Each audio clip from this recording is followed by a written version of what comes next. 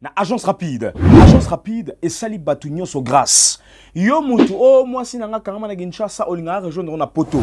Yo o bana nanga ba kangama na Kinshasa linga ba rejoindre na poto a o meka na banenyo so ba invitation si maraté. Mais bonne nouvelle, yango yo na agence rapide.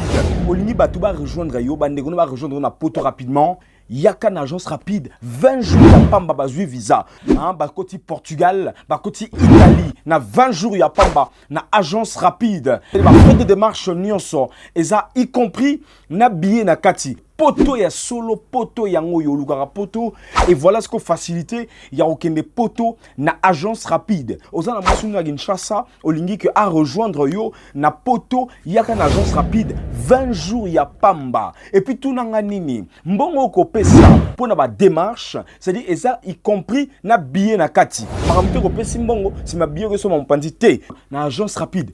Maman n'a poto na facilité. 20 jours y a pas on a visa Portugal, na Schengen.